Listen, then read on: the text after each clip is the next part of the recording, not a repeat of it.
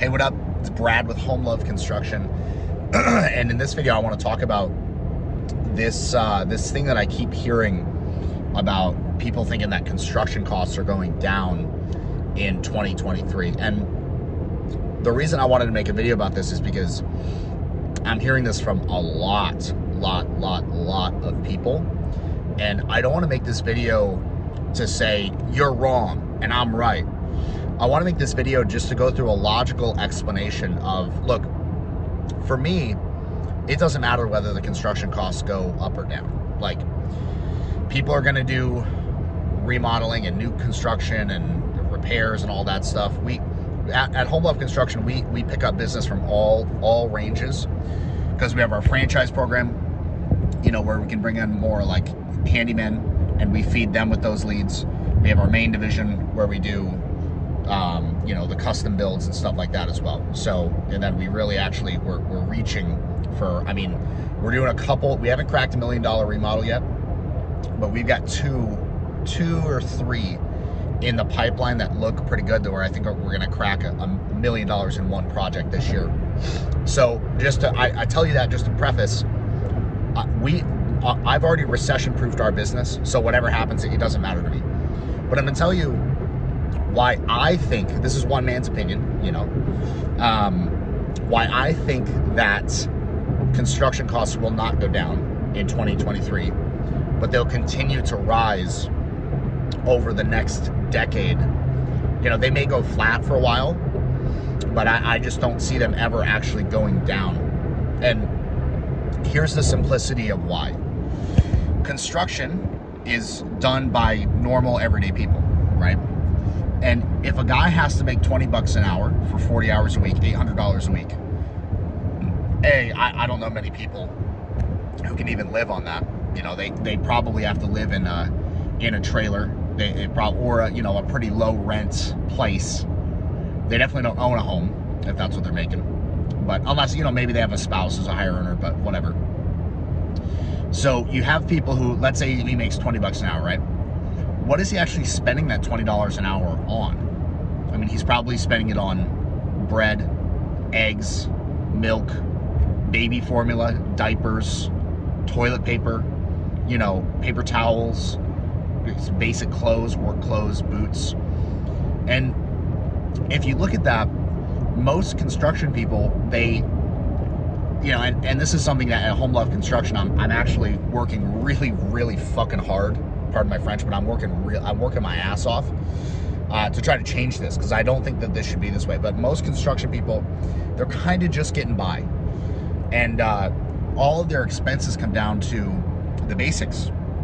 Like, what do they actually need just to get by, like just to survive? So if you want to have the correct answer, in my opinion, to the question of, are construction costs going to go down, you got to understand one thing, and then you got to ask one question. The one thing to understand is that 70 to 80% of the cost of construction is labor.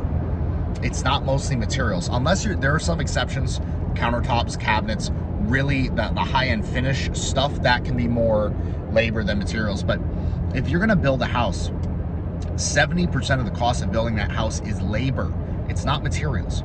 So this discussion of our material prices going down, it's almost irrelevant, because the real question is, are the labor costs going to go down? So that's the first thing you have to know, is that the majority of the cost is labor.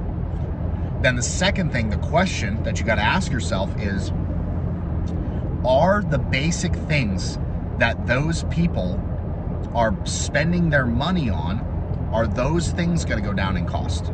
Like, is bread going to get cheaper? Are eggs going to get cheaper?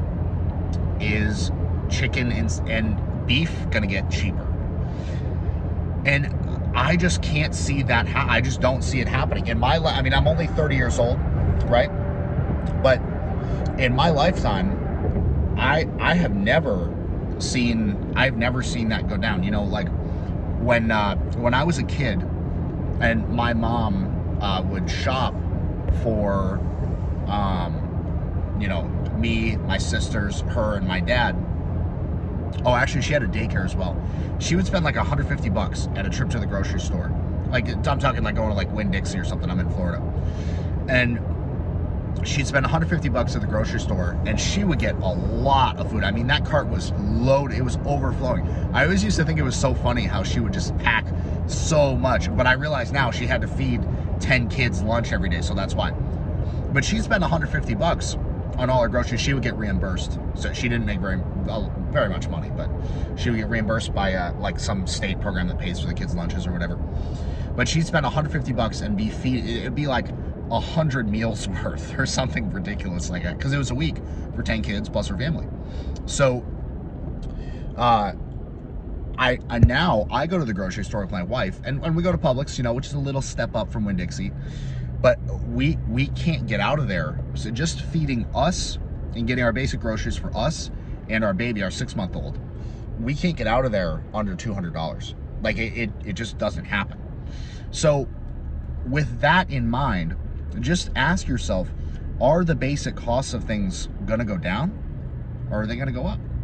I mean, if you look back at history, especially in the United States, we've got this crazy stuff going on around price. Like price when it comes to businesses in the United States is it's a little effed up, because for businesses in the United States, they think that if their price goes down, like what they're charging, that they're losing money.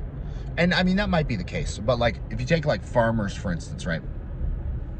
In the mid 1900s, if farmers had a surplus, meaning they made more than they needed of crops, the government would pay them, literally, I'm not even making this up, you can look this up.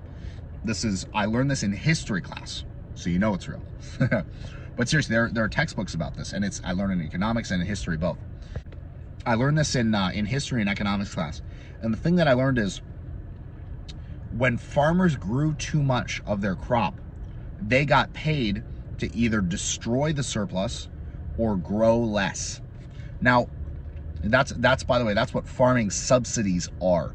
That's actually where they started, is paying farmers to grow less, incentivizing non-production. And the logic is, well, if we produce too much, there's going to be a surplus on the market and our prices are going to drop. Now, what they never accounted for is, well, would people buy more because the price is low?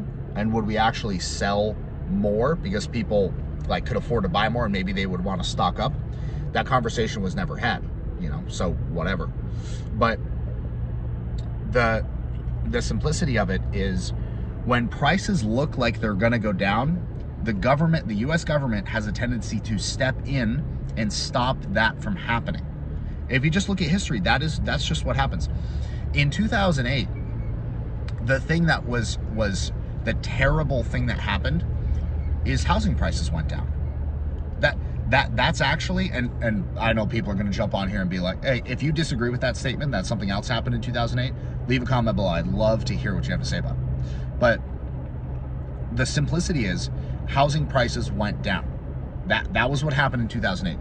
And that was the Great Recession. It was terrible. We all died. I died in 2008, didn't you? That was just the thing. Everybody was just dying. So that is how a recession is partially, I mean, there's different definitions, but that is part of how a recession happens, quote unquote, is prices go down. You get what's called deflation. And the government doesn't love inflation. They like a little bit of inflation. They hate deflation. They hate it, because in deflation, what happens is wages go down. That's what happens in deflation, because things cost less, the cost of living goes down. And if the cost of living goes down, you can justify paying people less. So that is something that the United States government does not want, because wages going down under a certain, you know, president or the party in power or whatever, it's not a good look for them. They think. So the point here, we've gone a long way from construction prices, but the point here that I really, you know, I don't want to just make videos saying, you know, you're wrong, because you're basing what you think on the information that you have. But I think that most people in this construction costs are going down in 2023 conversation, I think they're operating off of incorrect information. So I just wanted to make this video to bring your attention to some information you may not be thinking about. You may not be thinking with that information. And, you know, hopefully this helped you. And, you know, hopefully it didn't depress you on like prices are going to go up forever. But here's the simplicity of it. If you're a valuable person, I know this is true in my business, you know, and if it's not true where you work, come work for me, because I will sure as hell hire you if you're a competent person. But if you're a competent person, you will always be in demand. And you will always, to a certain extent, based on how much value you provide to your employer, your customers, or whatever, you can always name your price. So the point is not to say construction costs are going to continue to rise and you're just screwed and you just got to pay it on your current paycheck. I don't think that's what's going to happen. I think construction costs are going to continue to rise, and I think people's wages are going to continue to rise, because in the state of Florida, the minimum wage must go up via whatever mandate was passed. There was a law passed, whatever. The minimum wage has to go up to 15 bucks an hour. I mean, when I was a lifeguard as a kid, which was like a well-paying job, I think I made 11 an hour, and I was like, baller lifeguard, yeah. I was like $3 or $4 above minimum wage, and I was like, fuck yeah, this is great. So anyways, and that wasn't even that long ago. That was like 2010. That was like 13 years ago. So anyways, the point is, look at, if you think something is going to go down in price, you got to look at what effect would that have, and would that be tolerated by the people who it would affect. And if you think that construction workers who make 20 bucks an hour are going to take less pay when the cost of everything that they have to buy, including their vehicles, including their insurance. I just got my insurance renewal. Oh my God, my freaking car insurance doubled. I'm like, what the fuck is happening here? And I have USA. I'm a veteran. I have USA. So again, this is also not a complaining video, but it's like, it's a bit of a reality check. Like, I want you to have this can be called Brad's reality check for you, you know?